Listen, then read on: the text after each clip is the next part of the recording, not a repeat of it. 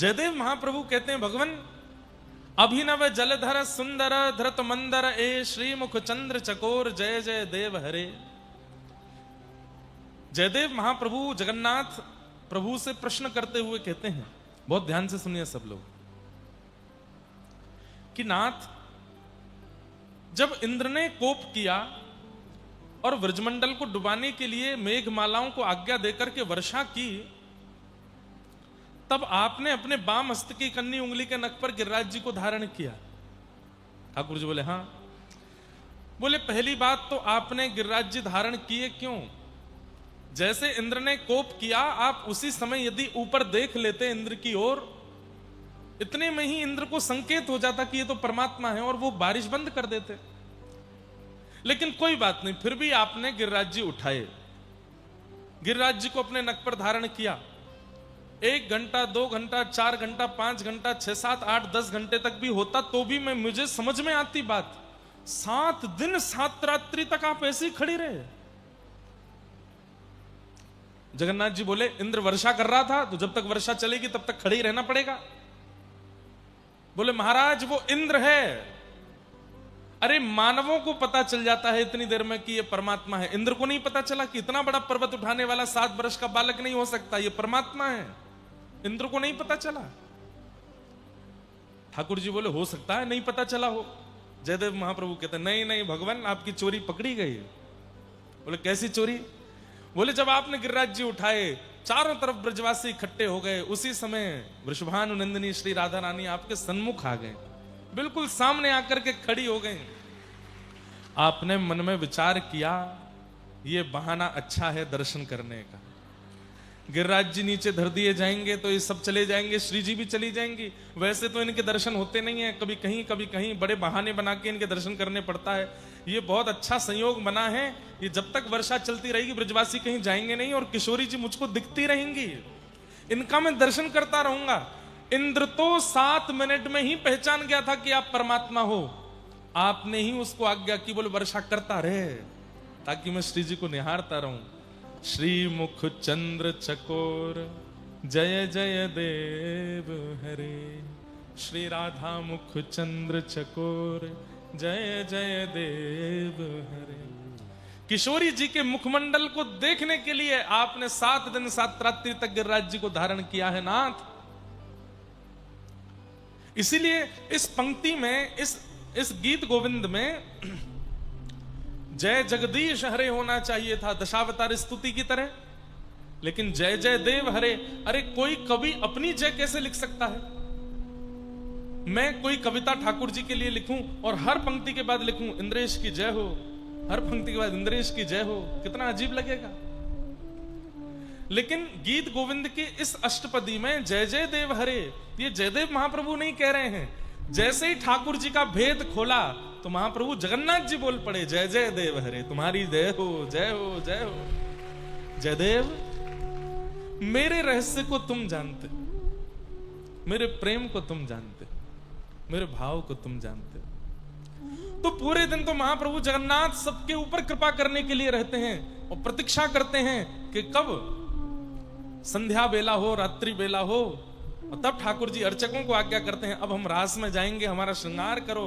सो ऐसी अद्भुत ठाकुर जी, आहा अधर चुंबित माला, अधर से स्पर्श करती हुई माला, ऊपर माला, यहां वैसे तो पूरे दिन ऐसे रहते हैं लेकिन रात्रि बड़ श्रृंगार में पंच उंगलियों की तरह ऐसे पुष्प धारण करते हैं हाथ में। क्यों? रास करना है तो रास में हस्तकमल भी होने चाहिए, चरण कमल भी होने चाहिए, बढ़िया श्रृंगार करते हैं। और कपाट बंद होते ही महाप्रभु जगन्नाथ पहुंच जाते हैं वृंदावन, आहा, और वहां रास करते हैं श्री प्रिया जी के साथ। रास बिहार होता है, ये रास बिहार ही। और एक बात बताऊं आपको,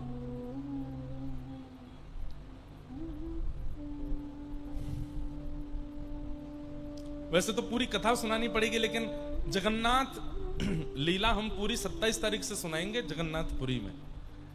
स्कंद पुराण युक्त और भी जो कथाएं होंगी उन सब से महाप्रभु जगन्नाथ जी के प्राकट्य की कथा, महाप्रभु जगन्नाथ के 5 सखा हैं उन 5 सखाओं की कथा, और स्कंद पुराण युक्त जो जो महात्मा सब सुनाएंगे। लेकिन इंद्रद्युम्न राजा की कथा थोड़ी सी स्पर्श करूं।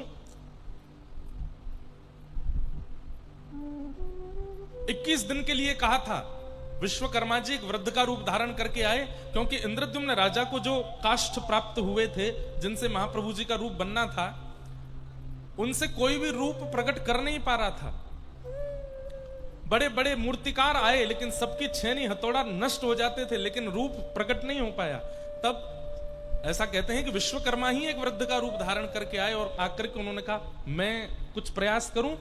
तो इंद्रद्युम्न राजा ने कहा कि देख लीजिए, सब प्रयास कर रहे हैं, आप भी करो। तो उन्होंने कहा कि 21 दिन तक हमको एकांत में रहना है, 21 दिन तक तुम झांक करके नहीं देखोगे। बोले जो आज्ञा। 21 दिन के लिए जब उन ब्रह्म दारू को लेकर के विश्वकर्मा जी एक एकांत कक्ष में गए और वहां जाकर के जब ठाकुर जी का स्वरूप निर्माण करने लगे, तो गुंडीचा महारानी रोज सुनने जाती है छेनी हथौड़ा की आवाज और कहती हाँ ठीक है, चल रहा है काम। 10 दिन 12 दिन 15 दिन जब हो गए,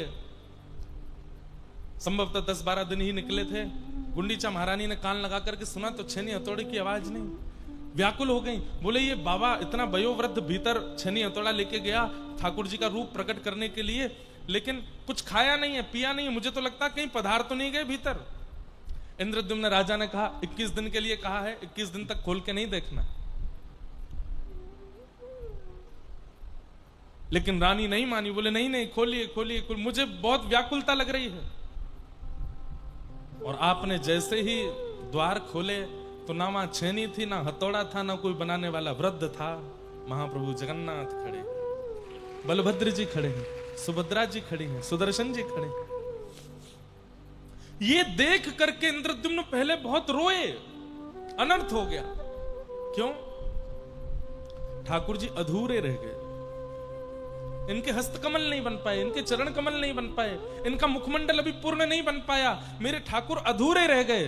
तो कहते हैं एक स्वर सुनाई दिया इंद्रद्युम्न राजा को, बोले अधूरे नहीं यही पूरे हैं, ये पूरे ठाकुर जी हैं। कैसे पूरे हो सकते हैं? इनके हाथ तो है नहीं, इनका मुख स्पष्ट तो है नहीं, इनके चरण स्पष्ट तो है नहीं।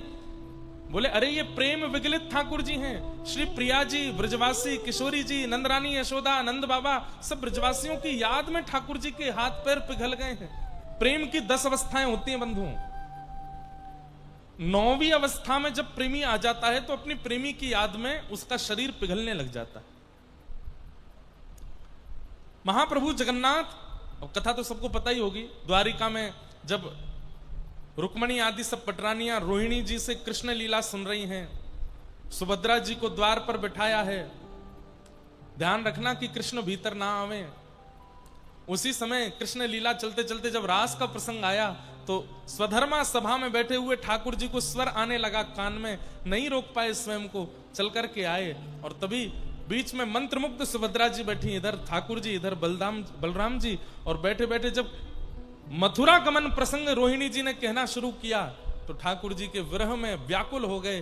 और सब ब्रजवासियों की याद में, किशोरी जी की याद में ठाकुर जी की भुजाएं खड़ी हो गईं। अरे मेरे ब्रजवासियों को कोई लेकर के मेरे हृदय से लगा दो, अरे मेरे ब्रजवासियों को कोई लेकर के आ जाओ। उस समय ठाकुर जी का श्री अंग पिघल गया।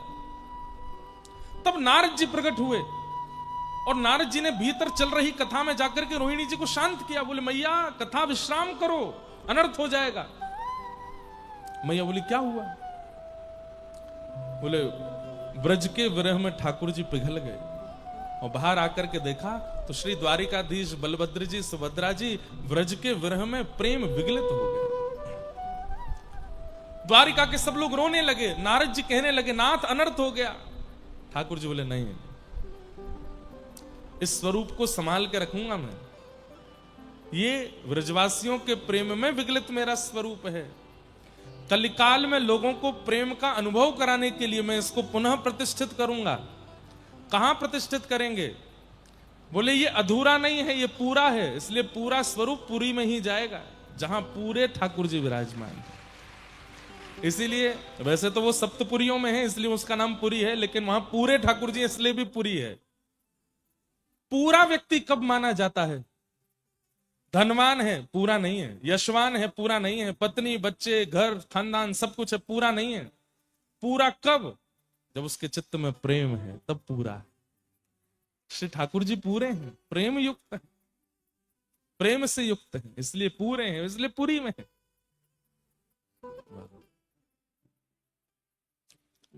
तो ये ठाकुर जी का वृंदावन रास बिहार का स्वरूप है। महाप्रभु जगन्नाथ जी का बड़ श्रृंगार शयन का रूप है, लेकिन एक भाव से ठाकुर जी रास में जा रहे हैं श्री प्रिया जी के पास, और वहां जाकर के रास करना। हमारे यहाँ व्रज का नियम है कि ठाकुर जी जब रात्रि में शयन कराओ तो उनका जितना भी श्रृंगार दिन भर उन्होंने धारण किया वो ठाकुर जी के तकिया के पास में ही रखना चाहिए। क्यों? हमको दिखाने के लिए ठाकुर जी थोड़ी देर सोएंगे, हम सब लोगों के सोने के बाद ठाकुर जी तुरंत उठ करके रास में जाएंगे। तो रास में ऐसे नहीं जाएंगे कोरे, बढ़िया श्रृंगार करके जाएंगे, नथ बेसर, कान में कुंडल, गले की माला सब धारण करेंगे, इसलिए श्रृंगार पास ही रखा जाता है। अरे अब यहां भाव बनेगा कि नहीं पता नहीं, नहीं तो अष्टयाम में ठाकुर जी की मंगला से पूर्व की क्या लीला होती है वो किसी दिन सुनाऊंगा। मंगला से पहले ठाकुर जी भग के आ रहे होते हैं। कहां से? बोले रास से। क्यों? मंगला का मतलब क्या? बोले यशोदा मैया जगवे वारी है, वाके उठवे से पहरे पहरे नंद भवन पहुंचना मोए। सो ठाकुर जी महाराज गिरिराज पर्वत से लांगते भये, कूदते भये, वर्षा में नेक छुप छुपाते भये, किशोरी जी के सुंदर जो चुनरी वस्त्र वहां से अपना मुंह पहुंचते भये। और जैसे ही यशोदा मैया उठने वाली है वहां से पहले ठाकुर जी हमें हाथ पांव पहुंच करके और धीमे से चद्दर के भीतर घुस जाएं, यशोदा मैया के बगल में आके पड़ जाते हैं और खर्राटे लेना शुरू कर देते हैं, छोटे से लाला। फिर मैया के नेत्र खुलते हैं, लाला भोर है गई है, अब उठ जा। अरे मैया अभी तो सोयो मैं, अभी नींद आ रही है, तू उठ जा। यशोदा मैया स्नान करने जाती है, गौ दोहन करने जाती है, गोबर लेपन करने जा, इतनी देर में ठाकुर जी अपनी नींद पूरी कर लेते हैं। उसके बाद मैया आती है, आकर के ठाकुर जी को उठाती है। ये रात भर बाहर रहते हैं। कहां रहते हैं? बोले रास में रहते हैं, इसलिए श्रृंगार करके जाते हैं। बोलो जगन्नाथ महाप्रभु की। ऐसे रास बिहारी हमारे जगन्नाथ जी हैं, इतना इनको रास प्रिय है। ऐसे ठाकुर जी को बारंबार प्रणाम।